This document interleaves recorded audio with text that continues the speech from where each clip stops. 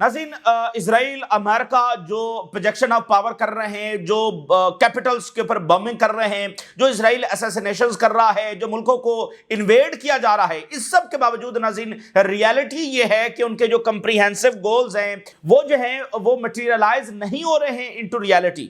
ठीक है ना, वो गोल्स ऑन ग्राउंड उस तरह से वो अचीव नहीं कर पा रहे, वो ओवर जो एग्जैजरेशन है वो अपनी पावर की कर रहे हैं। तो इसके मजीद एविडेंस आपके सामने रखेंगे। नाज़रीन, जो रिपोर्ट सामने आ रही है बहुत बड़ी रिपोर्ट है। चाइना एक्सेस ऑफ रेजिस्टेंस की मदद को सामने आ गया है। आज ये बाकायदा एविडेंस सामने आ रहे हैं कि चाइना किस तरह स्टेप अप कर चुका है।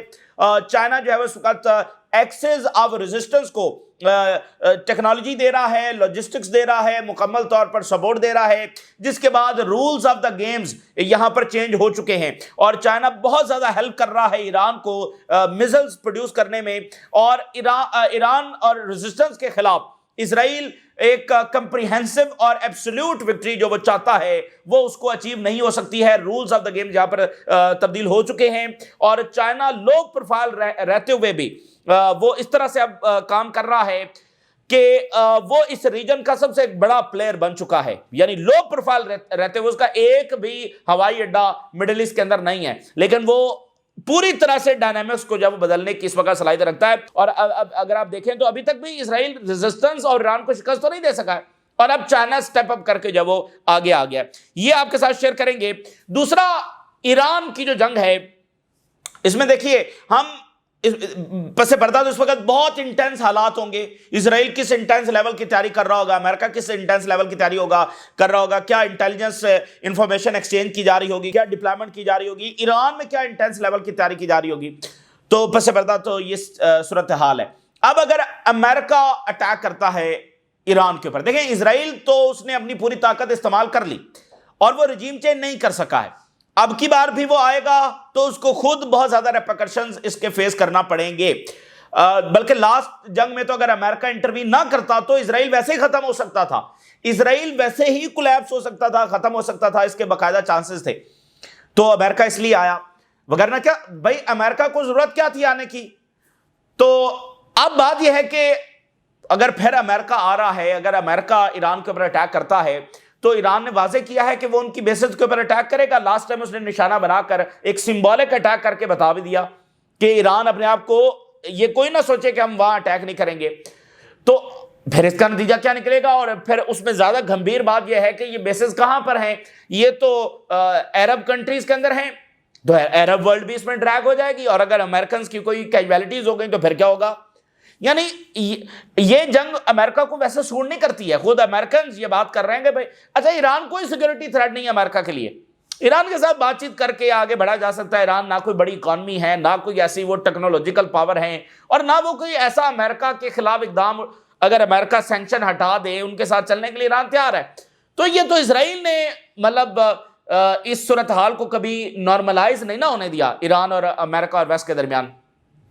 तो अगर अमेरिका देखे तो ये उसके इंटरेस्ट में नहीं है। तो फिर क्या होगा, अमेरिकन बेसिस अगर हिट होती हैं, वहां पर कोई कैजुअलिटी हो जाती है, फिर अमेरिका क्या फौज उतारेगा? पॉसिबिलिटी कोई चांस ही नहीं है कि ट्रंप साहब यहां फौज अपनी उतारेंगे। फिर क्या? तो ये एक वो वेनेजुएला से भी बड़ा समझने कि यहां पर पंडोरा बॉक्स होगा जो ट्रंप साहब खोलेंगे और वो अनकंट्रोलेबल होगा। उसके बाद सूरत हाल कहां जाएगी। तो ये यानी हम पसे पर्दा ये सब कुछ हो रहा है, यानी एक बड़ा घमसान का रन है जो पड़ने जा रहा है। सूरत हाल किसी भी तरफ लीड कर सकती है। दूसरी बात नाज़रीन ये है कि वाशिंगटन पोस्ट और न्यूयॉर्क टाइम ने आज अजीबोगरीब रिपोर्ट छाप दी है। वो ये कह रहे हैं कि जो ट्रंप साहब ने ये नंगी ताकत का इस्तेमाल किया है, चाइना इसको देख रहा है कि ये तो उनके लिए एक बेहतरीन अपॉर्चुनिटी है, that serves the interest of China. ये वाशिंगटन पोस्ट और न्यूयॉर्क टाइम की रिपोर्ट है। वो कह रहे हैं कि चाइना एक तो इसको क्लोजली मॉनिटर कर रहा है, इसको स्टडी कर रहा है, और दूसरा चाइना इसको अपने लिए बेहतरीन मौका समझ रहा है। ये चाइना के बिल्कुल इंटरेस्ट के मुताबिक है जो कुछ हुआ है। और चाइना अपने आप में ये अज्यूम कर चुका था कि ये जो ट्रंप है ये किस किस हद तक जा सकता है। तो वो कह रहे हैं कि चाइना इस सारी सूरत हाल में अपने आप को प्रेजेंट कर सकता है एक ज्यादा रिलायबल और क्रेडिबल ग्लोबल प्लेयर जिसने एक भी जंग अभी तक नहीं की है। लास्ट उनकी जंग जब वियतनाम के साथ हुई कोई 45 साल पहले, और उस पर भी चाइनीज रिग्रेट करते हैं कि वो क्यों हुई।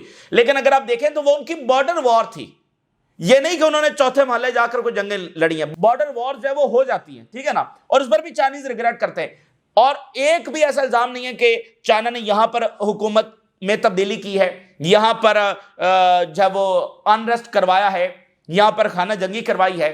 तो वो अपने आप को प्रेजेंट कर सकता है एक ज्यादा क्रेडिबल, ज्यादा रिलायबल ग्लोबल प्लेयर। और दूसरा, चाइना को यह नाज़रीन खतरा था कि अगर ताइवान के ऊपर वो अटैक करता है, ताइवान की जंग होती है, तो मतलब पूरी दुनिया उसके खिलाफ खड़ी हो जाएगी। तो अब इसके बाद ऐसा होने वाला नहीं है, ठीक है ना। तो चाइना जहां पर एक तो अपने आप को रिलायबल ग्लोबल प्लेयर, और दूसरा जहां पर वो अपनी ताकत इस्तेमाल करना चाहता है, यानी साउथ चाइना सी में, यानी ताइवान के मामले के ऊपर, वहां पर अब उसके लिए अपॉर्चुनिटी है कि वो ताकत इस्तेमाल करे।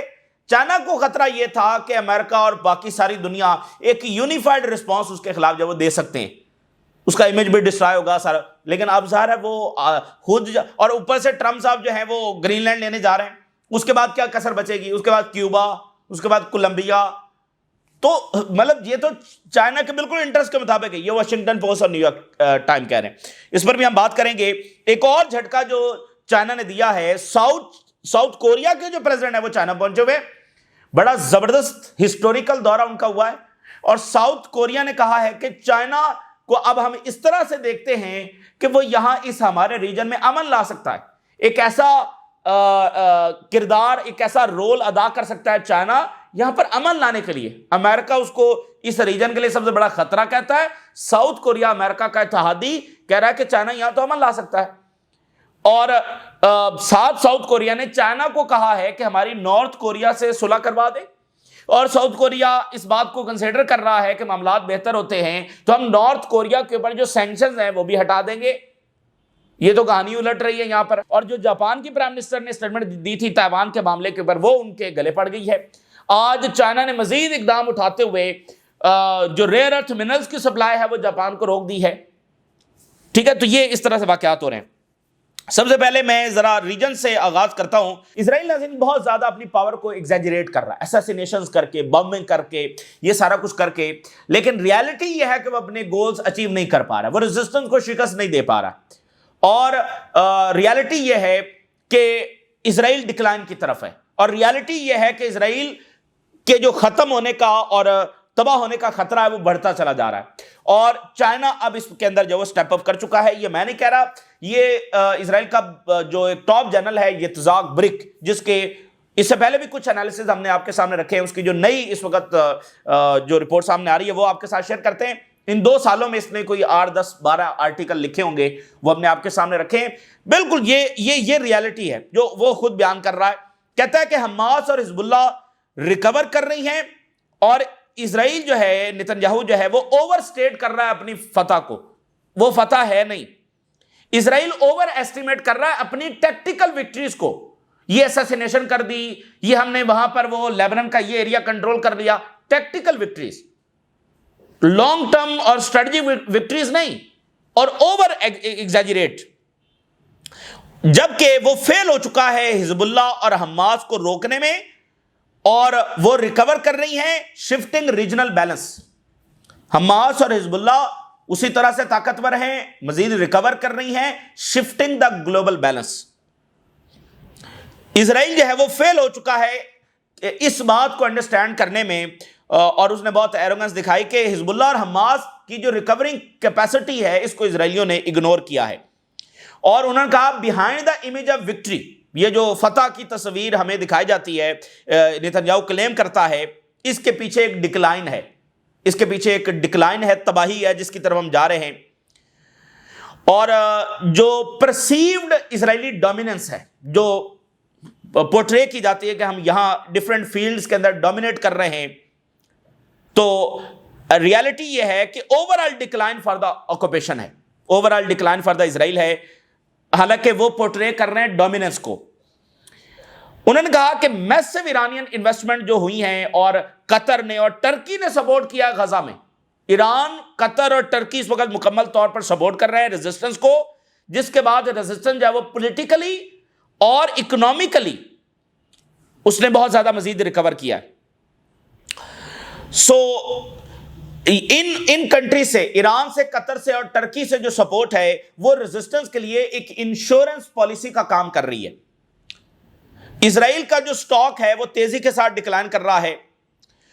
ये जो टैक्टिकल सक्सेस है do not show the full picture of overall declining trend, यानी हमें यह दिखा करके वो इस्माइल हानिया को असैसिनेट कर दिया, वो वहां पर लेबनान में हमने फलां हिजबुल्लाह के कमांडर को असैसिनेट, तो ये जो टैक्टिकल सक्सेस दिखाई जाती है तो ये कुछ भी नहीं है। अगर ओवरऑल हम पिक्चर को देखें तो उसमें यह है कि हम शिकस्त खा रहे हैं।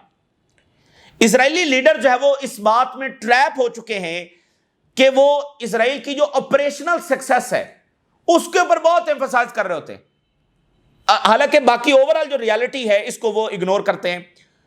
यानी ऑपरेशनल सक्सेस क्या है कि हमने वहां उस कैपिटल में ये ऑपरेशन सर अंजाम दिया और ये असैसिनेट हमने कर दिया। देखिए हमने क्या ऑपरेशनल सक्सेस दिखाई है।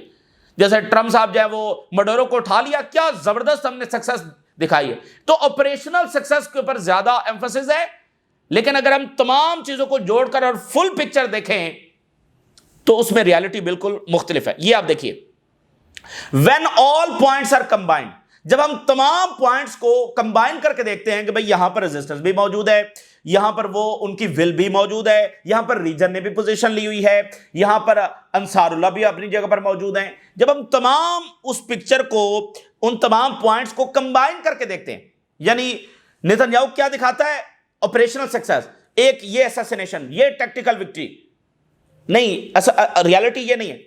जब तमाम पॉइंट्स को कंबाइन करके देखा जाए तो ये बिल्कुल क्लियर है, continuous deterioration of the state security.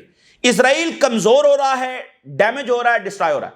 Israeli security का जब लफ्ज आता है तो इट्स मीन के वो कितना सिक्योर है। तो इजराइल अपनी एग्जिस्टेंस के हवाले से इनसिक्योर हो रहा है, इजराइल की सिक्योरिटी और ज्यादा डेटेरियोरेट कर रही है। रियलिटी ये है, ये उनका जनरल बात कर रहा है।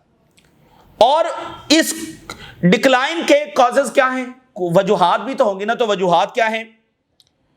तो बहुत सारे वो कह रहे हैं कि फैक्टर्स हैं। पहली बात तो यह है कि बहुत ज्यादा ओवर एम्फेसिस किया जाता है असैसिनेशंस के ऊपर।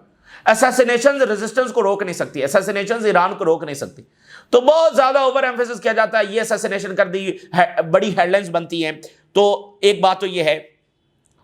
दूसरा, डिस्ट्रक्शन ऑफ द इंफ्रास्ट्रक्चर जो है एज एंड पॉइंट, इंफ्रास्ट्रक्चर को तबाह करके, घरों को तबाह करते हुए दिखाते हैं बड़ी विक्ट्री हमने हासिल कर लिया, बड़ा मार्का मार लिया। इससे भी कुछ अजीब होने वाला नहीं है। और फिर इसके साथ चाइना बड़ा जो अब स्टेप अप उसने किया है, इसने रूल्स ऑफ द गेम मुकम्मल तौर पर बदल दिए। China offers technological and logistical support. New geopolitical axis इस वक्त चाइना बना रहा है। चाइना लेड है, जिसमें ईरान है, जिसमें कतर है, जिसमें टर्की है। China led new geopolitical axis इस वक्त जब वो बनाया जा रहा है। चाइना इमर्ज कर चुका है active player in the region. Low profile रहने के बावजूद वो एक्टिव प्लेयर बन चुका है, जो डायनामिक्स को, रूल्स ऑफ द गेम को तब्दील कर रहा है, और ईरान की जो मिसाइल कैपेबिलिटीज है उनको बहुत अगले लेवल के ऊपर लेकर जा रहा है। This changes the rules of the game. इससे वो सारी कहानी बदल गई है कि इजराइल है, वो ताकतवर है, वो जिसको चाहे क्रश कर दे। वो सारी कहानी, रूल्स ऑफ द गेम ही बदल गए हैं सारे। वगरना इजराइल ने हमला किया ईरान पर 30 साल की तैयारी के बाद और सीजफायर करना पड़ा। ये हालांकि आप सारे एनालिसिस में देखें जो इन्होंने और वेस्ट ने लिखे थे, इवन मिडिल ईस्ट के एनालिस्ट कहा करते थे वो इजराइल की ताकत देखे, ईरान की ताकत तो कुछ भी नहीं है, उनके पास इतनी एयरफोर्स है। ये इस तरह के एनालिसिस के ईरान बहुत कमजोर है, बस इजराइल ने हमला किया तो बस ये ईरान गया। तो rules of the game China की इस इन्वॉल्वमेंट ने बदल कर रख दिए। और ज़ाहिर है पहले भी ईरान के पास ये ताकत थी रेजिस्ट करने की, ये वो बहुत ज्यादा ओवर एस्टिमेट करते थे अपनी ताकत को। और साथ चाइना जो है वो एक्सेस ऑफ रेजिस्टेंस की सपोर्ट में आ गया, उसको टेक्नोलॉजिकल और लॉजिस्टिकल डेप्थ ये फराहम कर रहा है, जिससे इजराइल का इनको हराना थ्रू कन्वेंशनल मींस ये ऑलमोस्ट इम्पॉसिबल हो चुका है। ठीक हो गया, ये उनका जनरल बात कर रहा है। और फिर ये जो क्वालिटेटिव एज वाला मामला है, अगर F-35 जब वो टर्की को मिल जाते हैं तो ये बहुत बड़ा मसला है। और रीजनल सपोर्ट टू रेजिस्टेंस, इसके साथ साथ एक प्रॉपर रीजनल सपोर्ट भी रेजिस्टेंस को आ रही है। टर्की बहुत सपोर्ट कर रहा है, कतर बहुत सपोर्ट कर रहा है, ईरान बहुत सपोर्ट कर रहा है, रेजिस्टेंस इन लेबनान उसको सपोर्ट जब वो हासिल हो रही है। तो ये आखिरी उसकी लाइन है कि ये जो चूजन ब्लाइंडनेस है कि हम जानबूझकर इधर रियलिटी पर तवज्जो नहीं दे रहे हैं, chosen blindness of Israeli political और मिलिट्री लीडरशिप की, चूजन ब्लाइंडनेस। तो जो ट्रू सिक्योरिटी मेजर्स लिए जाने चाहिए थे वो नहीं लिए जा रहे, और ये immediate strike, immediate air strikes करके कुछ भी हासिल नहीं होता है, बल्कि दुश्मन की कैपेबिलिटीज को रीबिल्ड ना होने देना ये असल सिक्योरिटी है। और ये इमीडिएट स्ट्राइक इधर कर दी उधर कर दी, इससे कुछ हासिल नहीं होने वाला। उधर लेबनान पर बमबारी कर दी, उधर ये शाम पर बमबारी कर दी, इससे कुछ हासिल होने वाला नहीं। ये वो इससे टैक्टिकल सक्सेस है, एक अपनी हैबत दिखाना है, बस इससे ज्यादा कुछ भी नहीं। तो ये है वो रियलिटी। असैसिनेशंस, ये सारे इनके जो तरीका वारदात है, ये रेजिस्टेंस को ना रोक सका है ना रोक सकेगा, और चाइना आ चुका है। उधर जनाब अली अमेरिका ने मजीद डिमांड्स वेनेजुएला से की हैं। कहते हैं कि चाइना के साथ, रशिया के साथ, ईरान के साथ और क्यूबा के साथ अपने रिलेशन खत्म करो, इकोनॉमिक टाइज खत्म करो, इनको तेल देना जब वो बंद करो, और सबसे बढ़कर रशिया के मिलिट्री पर्सनल वेनेजुएला में मौजूद हैं, रशिया के मिलिट्री पर्सनल वेनेजुएला में मौजूद हैं, उनको यहां से निकालो। अच्छा जी, तो अगर ये डिमांड्स आ रही हैं तो इसका मतलब वो नहीं मान रहे हैं, तो मजीद अब प्रेशर किया जा रहा है, ठीक है, धमकियां लगाई जा रही हैं। इट्स मीन कि अभी तक वहां पर वो मुकम्मल सरेंडर नहीं हो सका है। US demands Venezuela cut ties with key allies, China slams bullying. China ने कहा यह बदमाशी जब नहीं चलेगी। तो अमेरिका को प्रायोरिटी एक्सेस दी जाए ऑयल की, और चाइना, रशिया, ईरान और क्यूबा के साथ ताल्लुकात खत्म किए जाएं। US actions typical bullying Chinese foreign ministry, ये एक प्रॉपर बदमाशी है जो नहीं चलेगी। और जरा ये देखिए क्या खबर आ रही है।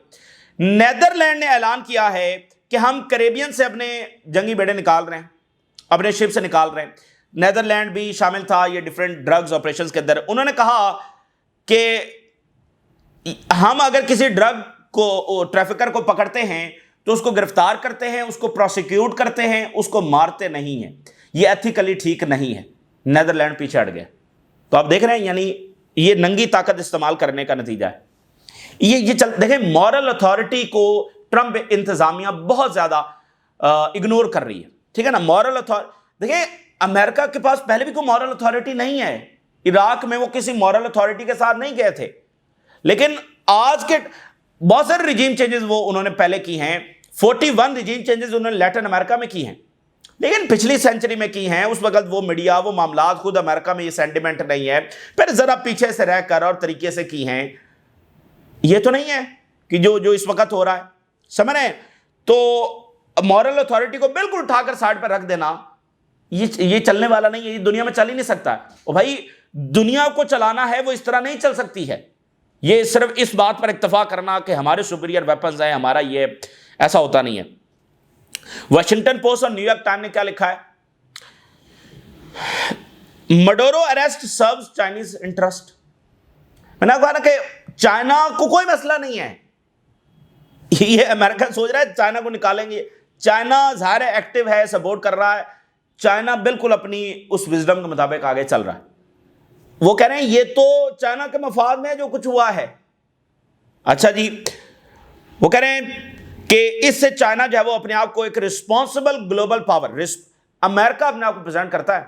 अगर वो कहते हैं जी ईरान न्यूक्लियर नहीं बनाएगा, और उनसे पूछा जाता है कि आपके पास भी तो है, वो कहते हैं हम बड़े रिस्पॉन्सिबल हैं, हमारे यहाँ जमहूरियत है, हम इस तरह से न्यूक्लियर किसी पर इस्तेमाल नहीं करेंगे, ठीक है। ये उनका आर्ग्यूमेंट है। और हर मामले में वो इराक की लीडरशिप जो है वो बड़ी ऐसी है, वो बड़ी रोग है, वो बड़ी बदमाश है, वो इलीगल एक्टिविटीज कर रही है। सो हम बड़े रिस्पॉन्सिबल, तो वो तो सब दुनिया के सामने आ गया। तो अपने आप को global power, responsible global power, जो ऑलरेडी चाइना अपने आप को प्रोजेक्ट कर रहा है, अब ज्यादा कर सकेगा। और चाइना को इससे यह मौका मिलेगा कि वो अपने जो इंटरेस्ट है वो रीअसर्ट कर सके ताइवान के मामले के अंदर। यानी जहां पर वो ताकत इस्तेमाल करना चाहते हैं ताइवान के मामले में, वहां पर ताकत इस्तेमाल कर सके, और बाकी मामलात के अंदर वो अपने आप को एक रिस्पॉन्सिबल के तौर पर दिखा सके। और चाइना का अमेरिका से कोई कंपैरिजन नहीं, कोई कंपैरिजन नहीं है। चाइना ने ना कोई हुकूमत गिराई है, चाइना ने ना कोई कॉलोनाइज किया है, चाइना प्रॉपर सिविलाइजेशन की तरह बिहेव करता है। चाइना का कोई इंटरेस्ट नहीं है वहां दुनिया में जाकर जो है वो ये अड्डे बनाने का और इंटरवेंशन करने का। ये बात ध्यान में रखें। ये जो ट्रम्प साहब का ऑपरेशन है that is consistent with the Beijing wants to act in places like South China Sea. ये तो बिल्कुल उसके मुताबिक है जैसे चाइना चाहता है, जैसे चाइना सम प्लेसेस में बिहेव करना चाहता है। ये तो उसके लिए खुला मौका है। चाइना ऑलरेडी जो है वो अपने आप प्रेशर ताइवान के ऊपर बढ़ा रहा है, वहां पर वो अपनी प्रेजेंस जो है वो ऑलरेडी बढ़ा रहा है, क्योंकि चाइना समहाउ ये अज्यूम कर चुका था, ये असेस कर चुका था कि ये जो ट्रंप है ये बिहेव कैसे करेगा, इसलिए वो ट्रेड वॉर के लिए भी तैयार थे और वो आज के इस दिन के लिए भी तैयार थे। चाइना ने कहा हमें कोई बहुत हैरानगी नहीं हुई है ट्रंप के इस इकदाम के ऊपर। चाइना रिपीटेडली थ्रेटन के वो यूज ऑफ फोर्स करेगा और अपना मिलिट्री प्रेशर जो वो इंटेंसिफाई कर रहा है। और इसके साथ एक और मामला हुआ है, जब खुद ट्रंप साहब ऐसी चीजों के ऊपर आ गए हैं, तो अगर चाइना ताइवान के ऊपर अटैक करता है तो ट्रंप एडमिनिस्ट्रेशन के पास अब वो एबिलिटी नहीं है और मजीद कम होती चली जाएगी कि वो एक यूनिफाइड इंटरनेशनल रिस्पॉन्स चाइना को दे सके कि सब कंडेम कर रहे हैं, कोई इकोनॉमिक टास्क कट कर रहा है, कोई कुछ कर रहा है। एक यूनिफाइड इंटरनेशनल रिस्पॉन्स वो नहीं दे सकता। ट्रंप इंतजामिया के साथ अब कौन खड़ा होगा? वो यूरोपियंस के ऊपर भी वो चढ़ दौड़ा है और बाकी दुनिया भी देख, वो कह रहे हैं भाई जब आप ये कर सकते हैं तो चाइना क्यों नहीं कर सकता? समझ रहे हैं? और चाइना इस खौफ के अंदर था कि अगर वो ताइवान के ऊपर अटैक करेंगे तो ये प्रवोक करेगा unified response from the Nations of the world. दुनिया की कौमें उनके साथ ताल्लुकात कर सकती हैं, सैंक्शंस लगा सकती हैं, कंडेम करेंगी, सारा जो मेहनत थी उस पर पानी फिर जाएगा। तो ये यूनिफाइड रिस्पॉन्स जिससे चाइना डरता था कि दुनिया देगी, उसको अब अंदाजा हो गया है, ठीक है ना, कि कुछ जिसकी लाठी उसकी भैंस, ठीक है, कुछ भी नहीं होने वाला। So defending Taiwan is being eroded by Trump illegitimacy in attacking Caracas. Venezuela के ऊपर ये हमला देखें, ताइवान ले गया चाइना, तो ये फिर सारी गेम फारिग हो गई। फिर तो चाइना प्रॉपर असर्ट कर सकेगा ना, प्रॉपर सुपर पावर के तौर पर इमर्ज कर जाएगा। वो तो इंतजार ही सिर्फ ताइवान लेने का कर रहे हैं, उसके बाद का चाइना कोई और होगा। तो चाइनीज यूनिवर्सिटी के जो ऑफिशियल्स हैं उनकी भी उन्होंने स्टेटमेंट इसमें शामिल की है। उन्होंने कहा कि चाइना जो इस वक्त मॉनिटर कर रहा है इन डेवलपमेंट्स को और देख रहा है कि ट्रंप की जो जियोपॉलिटिकल थिंकिंग है वो कैसी है,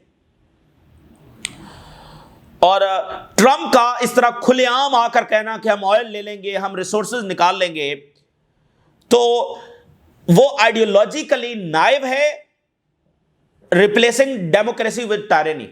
यानी वो खुद ही इसका ढंडोरा पीट रहा है कि हम वो जमहूरियत को बाकायदा डिक्टेटरशिप से, टायरेनी से रिप्लेस कर रहा है, मतलब। और न्यूयॉर्क टाइम्स ने लिखा, how the Donroe doctrine reinforce Xi's vision of power in Asia.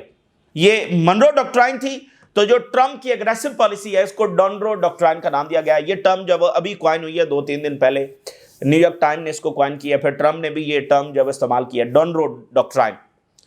तो वो कह रहे हैं ये जो ट्रंप साहब कर रहे हैं ये प्रेसिडेंट शी का जो विजन है ये उसके बिल्कुल उसके मुताबिक है कि वो अपने आप को जैसे प्रेसिडेंट दुनिया में करना चाहते हैं वो भी कर लेंगे, जहां पर ताकत इस्तेमाल करना चाहते हैं वहां ताकत भी इस्तेमाल कर लेंगे। और जो उनको डर था कि एक यूनिफाइड रिस्पांस आएगा, उन्होंने देख लिया जो यूनिफाइड रिस्पांस आएगा, ठीक है। तो ये जनाब इस वक्त की सूरत हाल है। और जापान के लिए उन्होंने वो मिनरल्स रोक लिए हैं जो डिफेंस में इस्तेमाल हो सकते हैं। तो चाइना कैसे इफेक्टिव सैंक्शंस लगा सकता है वो भी उन्होंने दिखा दिया। तो ये जनाब इस वक्त की ताज़ा तरीन डेवलपमेंट्स है जो आपके साथ शेयर किया। आपने राय सुलगा करें, इजाज़त दीजिए, अल्लाह हाफ़िज़।